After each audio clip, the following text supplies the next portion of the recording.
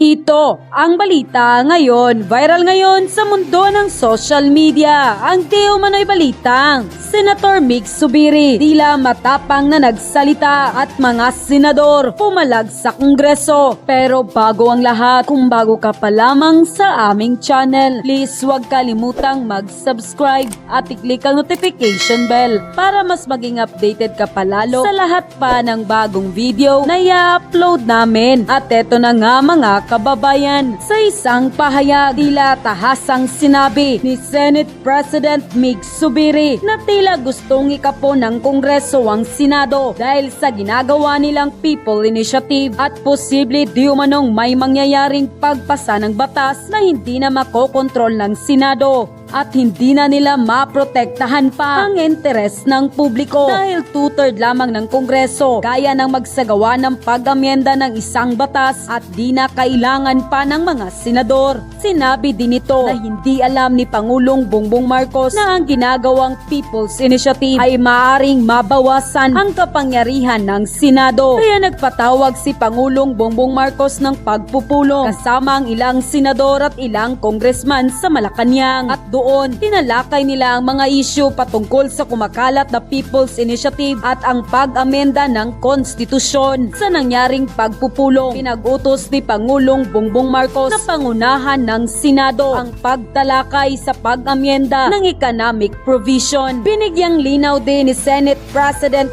Mig Zubiri na tanging economic provision lamang ang kanilang tatalakayin sa Senado at hindi kasama ang term limits ng mga politiko at change of government. Dagpa nito, wag na umanong maglagay pa ng kung ano-anong amendments o pagbabago na alam nating ikagagalit ng taong bayan. Ngayon, personal na inihain ni Senate President Mig Zubiri ang resolusyon both houses number 6 na nagtutulak para sa pag-amyenda ng ilang economic provision ng saligang batas, particular na sa mga bahagi na nagbabawal sa mga 100% foreign ownership sa mga public utility, educational institution at advertising agency sa bansa para dagdagan ng katagang at least otherwise provided by law sa ngalan ng iba yung paglago na ekonomiya ng Pilipinas. Tiniyak din ni Senate President Mig Zubiri sa publiko na magiging maingat at patas ang Senado sa pagre-review ng economic provision ng konstitusyon ng Pilipinas. Lumabas nga ang balitang ito, hindi naman mapigilan ng marami sa ating mga kababayan na magbigay ng kanilang hinaing at komento sa mundo ng social media. At ayon pa sa kanila, yan po Senate President, kayo na ang umakto, huwag nyo na pong pabayaan na mawala ng papel ang Senado sa gusto ng Congress at kagustuhan lang ng ilang kongresista. I-priority nyo po ang kapakanan ng taong bayan. Di umatake kayo, maganda nga yan at mag-debate kayo para may mapagkasunduan na punto. Ang hirap sa inyo. Noon pa may pinasana sa Senado tungkol sa tsa-tsa, pero nilagay nyo lang drawer. Dapat talaga maamyendahan ng batas, lalo na sa economic provision. Kita niya na ang dami ng nag-alisa na kumpanya sa China. Bakit di lumipat sa atin? Sa Vietnam at Thailand lumipat. Dapat talaga mabago ang batas, lalo na sa foreign direct investment. Puro na lang kasi kontra ng kontra yung iba. Puro pasikat lang naman. Dapat may info drive kung ano ang babaguhin sa ating konstitusyon. Paglaban ng katwiran para sa karapatan ng mamamayang Pilipino. Dahil kawawa ang future Filipino generation, huwag sayangin ang mga bayani na nagbuhis ng dugo para sa ating kalayaan. Maawa po kayo sa mamamayang Pilipino. End quote. Mga Lods, naniniwala ba kayo dito? Panoorin, House Majority Leader Erwin Tulfo nanindigang walang kinalaman si Speaker Romualdez sa itinutulak na People's Initiative.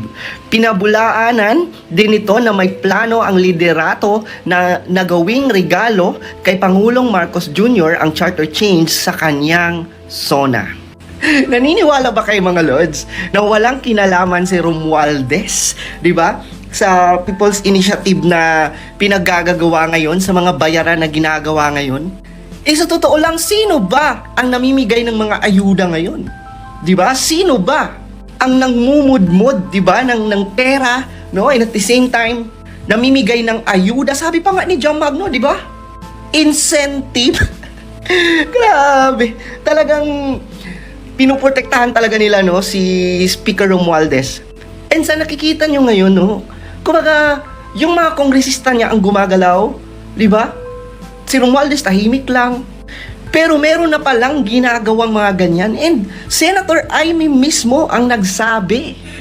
Diba? Huwag nyo nang utuin ang mga tao, huwag nyo nang lukuhin ang mga tao. Ngayon na hindi nagustuhan ng mga tao yung People's Initiative nyo. So ang ginagawa nyo ngayon, hugas kamay, no? Protektahan na naman si Speaker. Ganyan kayo di ba? Pag hindi nagustuhan ng tao, pag binabatikos ng tao, hindi nyo man lang sinasagot. 'Di ba? Mas pinoprotektahan nyo, no, ang speaker nyo. So kung hindi ang Congress, 'di ba? At kung hindi si Romualdez ang may pakana ng mga ganyan, sino? 'Di ba? Kitang-kita na, sabi nga ni Mig Zubiri, nagka-misunderstanding pa nga daw sila ni Speaker about that Kasi pinupush, no, ng lower house, no, yung Chacha or People's Initiative na minando na ni President na ang Senado ang tatalakay at magsisimula ng charter change. Diyos ko, tulpo. Bistadong-bistado na kayo, pero grabe, pinoprotektahan nyo pa rin. Galing no? Sobrang galing talaga. Sana naman wag nyong bilugin ang tao. Di ba? Wag nyong utuin ang tao. Di ba? Kung kayo ang may pasimuno niyan, sabihin nyo na lang. Hindi yung ginagawa nyo pang tanga ang mga tao. Any proposal to amend or revise the Constitution must identify the provisions being changed, containing their full text, but most importantly, must be forthcoming on the impact, effect, and true intention behind the proposed changes. Only then can they be presented for approval to the people, our sovereign, from whom all powers emanate. The proposal subject of the People's Initiative could have led, or could lead, rather, to a constitutional crisis, destabilizing our bicameralism and upsetting the systems of checks and balances. While the Senate is vehemently opposed to a dilution of its participation in the task of reviewing the Constitution, we exercised all restraint because in any conflict, it is always the people who stand to suffer the most. For this reason, I, together with the leadership, Senate President Pro Temp Loren Legarda, met with President Ferdinand Marcos Jr. and the leadership of the House of Representatives on January 11 before Divan de Honor in order to raise concerns on the proposed amendment contained in the People's Initiative. The President agreed with us that the proposal was too divisive and asked the Senate to instead take the lead in reviewing the economic provisions of the Constitution. In this way, we can preserve our bicameral nature of legislation. While the Constitution must be reviewed in keeping with the demands of the present and possibilities of the future, we believe that we must first exhaust all avenues open to us through policy making and legislation.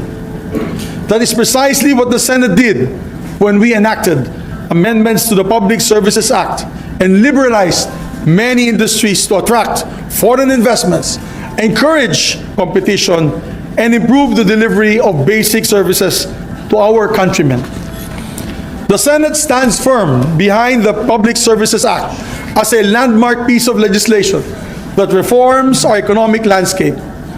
We, however, and I'd like to repeat, we, however, recognize that the case assailing the Constitution of Republic Act number 11659 or the amendments to the Public Services Act is currently pending before the Supreme Court. As such, the Senate commits that it will work with the House of Representatives to remove all doubts on the constitutionality of the law by ensuring that the liberalized policies contained in the Public Services Act can be implemented and relied on by investors as an enduring policy. It is only in this respect the Senate can agree to modify the Constitution. The framers of the Constitution deliberately ensured that modifying it will be an arduous process, never to be taken lightly, We wish to assure the people that in reviewing the economic provisions of the Constitution, we will be circumspect. We are guided by the knowledge that our sovereign is watching and that the work we should do represents no interest other than the people's interest. Nakipag-meeting po ako kay Presidente nung Tuesday, and I raised the alarm about the People's Initiative. He was very gracious enough to meet with me, and we discussed how we can diffuse the situation. In fairness to the President, hindi niya po alam yung People's Initiative language was to diminish the powers of the Senate. And after that, he asked me to meet with the Speaker. We met with the Speaker.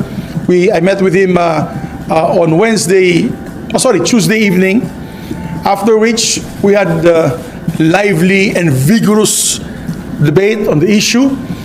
And we all decided to meet with the President once again at 3 p.m. in Malaking last Thursday.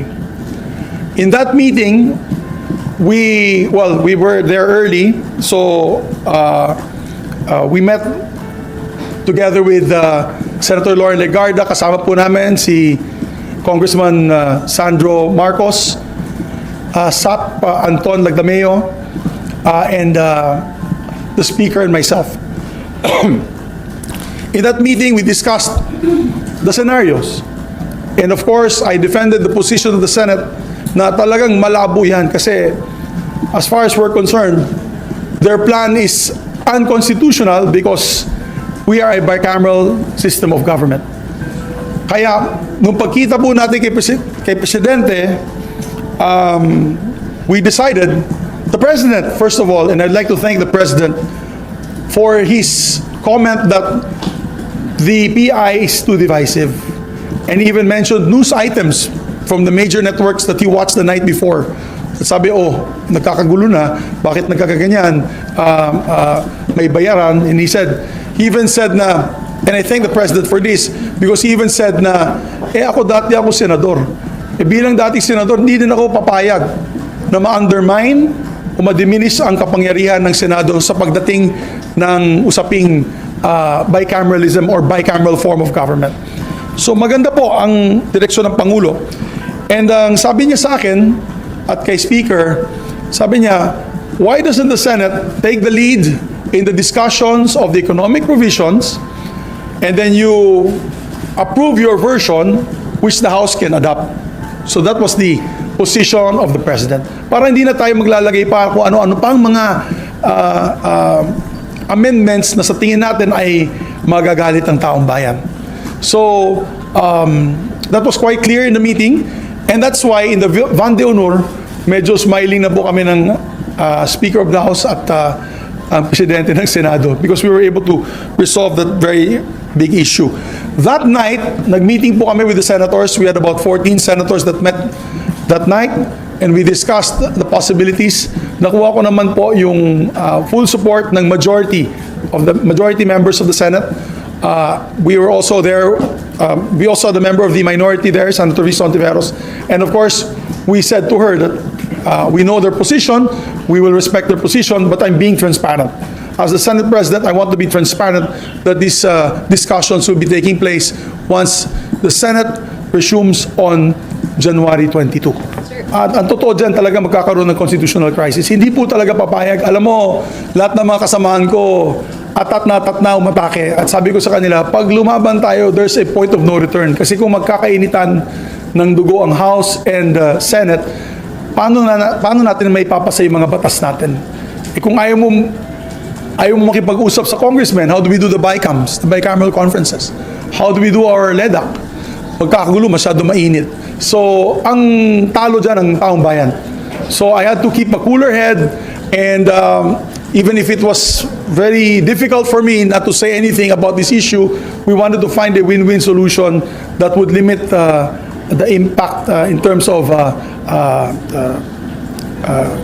constitutional crisis with both houses of Congress. Sir, with this resolution, malilimit lang sa talaga doon sa education, economic, and wala na yung possibility na yung term extension. Kasi yung usual na inaano nila. Suicide yun para sa amin. No one,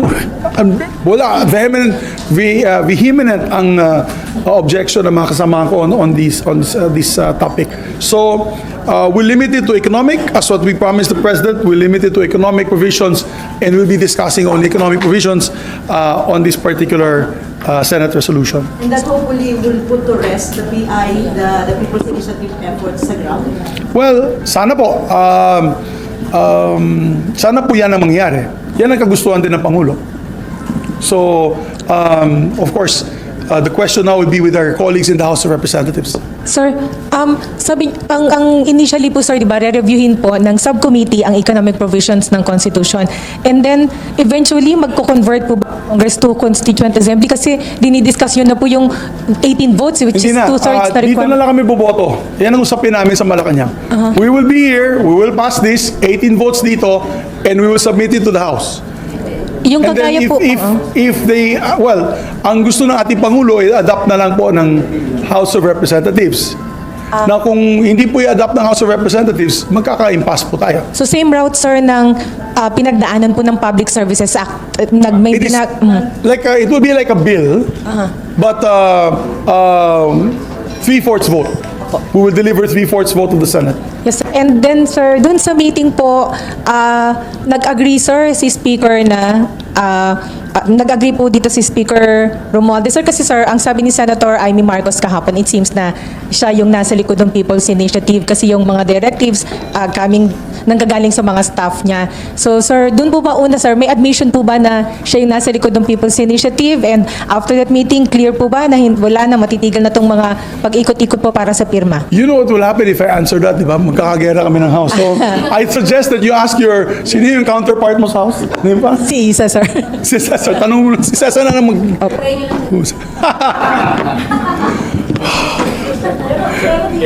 SP, di ba, under the Constitution, very specific yung mode altering the Constitution. Correct me if I'm wrong, yun nga, yung sinasabi ni Constitution Assembly, yung CONGON, and then yung PI. So, by doing that, sir, kung parang same lang siya sa legislative yung process ng pagpasa ng isang bagong. It's just a name. Actually, parang...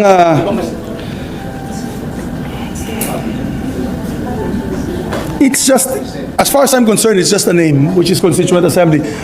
Even Senator Frank Drilon, the former Senate President, the former Minority Leader, had given this proposal na it can be done that way. We don't have to meet in one place to come up with a Constituent Assembly.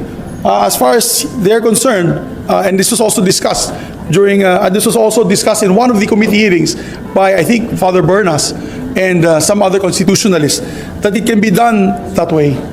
So we can meet here, pass the resolution, 3/4 vote. They can meet there, pass the resolution as well, 3/4 vote.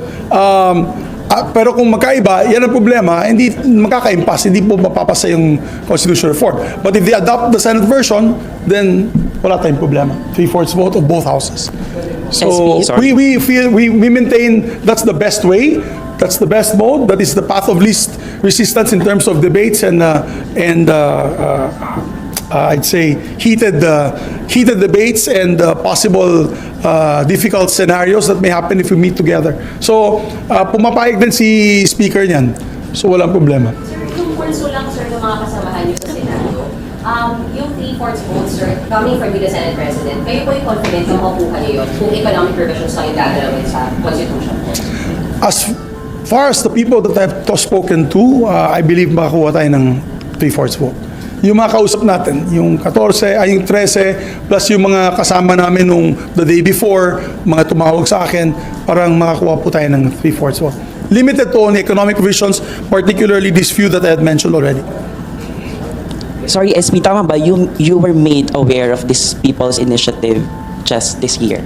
Nalaman mo ko lang last Friday. Yeah, pero ba't di ba may timeline na binigay si Senator Amy Marcos? Alam mo, to answer your question, nabulaga ako. Okay. Last Friday ko lang nalaman. Not this Friday, the Friday, what day was that? Friday? 6? 5 or 6? Okay. January 5 ko lang nalaman. I was in Cagayan de Oro doing some work there and nakuha ko yung litrato pinadala sa all members page ni Senator Chis Escudero. Yung litrato ng People's Initiative question. Okay. Doon ako nabulaga. Pero sir, why did the BICAM approve nearly 12 billion increase sa COMELEC budget under plebiscite planned this year when in fact, wala naman tayong gaanong scheduled plebiscite for this year? Well, we were told that budget was for purchasing of machines. Kasi wala na yung Smartmatic, di ba? Disqualified sila. So, akala po natin ay para sa election ng 2025 yun. Kasi kailangan mo ng at least 1 year before bago mo bilhin yung machines. Di ba? Kasi election na eh. Pagdating ng 2025, we only have 4 months to go before elections. So we thought it was the preparations for the 2025 elections. But remember that it didn't come from us. Ha? Hindi galing sa, wala sa NEP yan, wala sa GAA. Hindi kami nagpo-post yan. So that's supposed to be for elections of 2025. And I believe sa Chairman George Garcia naglabas na ng payag today or kahapon na or today rather this morning nagagamitin daw nila yan for the 2025 elections. Yes, guys. Can I just clarify lang, sir? During the meeting, sir, meron ba categorical order from the President to stop the PI? Kasi apparently ang discussion among congressional leaders lang. How about yung mga private group na gusto pa rin mag-initiate ng ganong PI? The President maintained his position that this is divisive. The President maintained that position. I hope that the people who are listening would be able to get that the body language of the President. On stopping the move, well, I don't want to. Let's ask the Speaker and his lieutenants in the House of Representatives, all those who have spoken out, because according to the Speaker at that meeting, moot and academic na daw yung PI kung pag-usapan daw natin dito sa Senado itong economic provisions. Kung totoo lang economic provisions lang gusto nila, only economic provisions. So, sabi ni Speaker, moot and academic daw yun. But I'd rather that you ask him what his opinion after we file this today and after the reading of my statement. Even sir, sa side niya, ng Speaker, walang categorical or commitment na, okay, we'll stop without regulations. Well, sabi nga niya, it's moot and academic once this is filed and discussed. So, I don't know, I don't want to add information that I have no control of. So, best na sa grupo na lang ninyo sila tanungin. Pero, I just want to put on record, they can always call up the Speaker, they can always call up Sandro, Congressman Sandro Marcos was there in the meeting, they can always call up SAP Secretary Anton Lagdameo who was also there in the meeting. Sir, paano magkakaroon ng ganong commitment about the PIC Speaker when the content of the PI is actually to dilute the voting powers of the Senate? So paano yung relationship ng dalawa, ng dalawang moves, if that's the case? Anuhin mo na lang si Speaker, Chef. I don't want to guess the relationship. I don't want to guess where the orders are coming from. As far as I'm concerned, I'd like to avoid a constitutional crisis between the House and the Senate because it will paralyze our legislation. It will just paralyze all legislation pending. Sayang naman. Sayang naman ang mga mahalagang panukala para sa ating taong bayan. Sir, sorry, konting explanation lang. Sure. Bakit po tingin nyo magiging constitutional crisis pag pinush yung PI? Because obviously we will fight. We will fight. The Senate will fight tooth and nail not to allow that. It will be a very divisive campaign. Obviously, including all the way to the Supreme Court. We're ready to file a petition all the way to the campaigning of this referendum, all the way to of course, it starts with the COMELEC. We will file opposition to the COMELEC. Of course, we will file a petition to the Supreme Court and fight it tooth and nail.